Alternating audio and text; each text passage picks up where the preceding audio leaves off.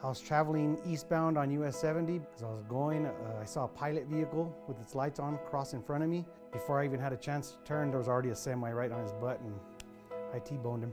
Big houseboat in the middle of the road turned in front of him and tore his leg up. He was hurt pretty badly. Compound fracture of my femur was that was the big one. He had a tremendous amount of blood loss. He almost lost his leg. He almost died. Luckily, he was able to get that emergency surgery, put the leg back together, get him stabilized. I was in the hospital in Lubbock for about a week. They allowed me to leave, but I had to come to a rehab center here in Albuquerque, and I stayed there a week, and then I was able to go home. At the end, I ended up getting a surgery about a little over a year later, and that's what mostly fixed me to where I can get around without a cane here and there. I saw the commercial on TV, Hurt, call Bert. I was hurt, so I called him. Put me in with Nick, and they helped me out pretty good. We got in my car, we drove to the west side of Albuquerque, New Mexico, walked into his house, met him and his family, and it was a good fit. I felt comfortable, I didn't feel pressured, I didn't feel like I had to go with them. He knew he needed representation to fight, he knew a company was going to be on the other side. We were also here to gather evidence, to build a claim, to hire experts.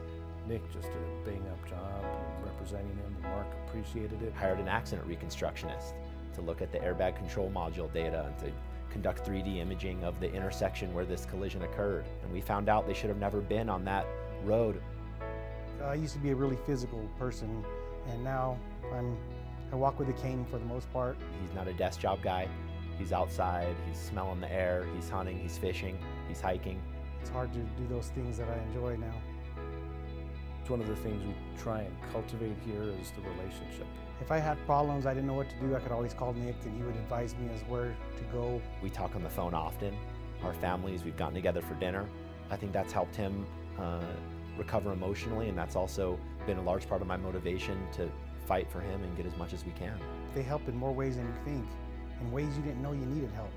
For instance, that workman's comp thing, I didn't know I needed the help. I thought I could handle it, and then it was too much. I didn't know what to do. I didn't know who to call. I didn't know who to ask for help.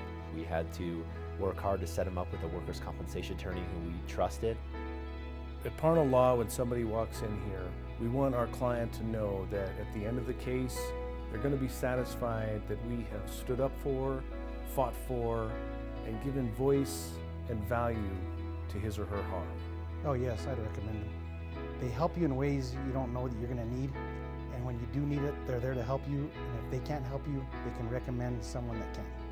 Justice is not just a result, not just a consequence, although it is a consequence. Justice is a journey, and we guide the way.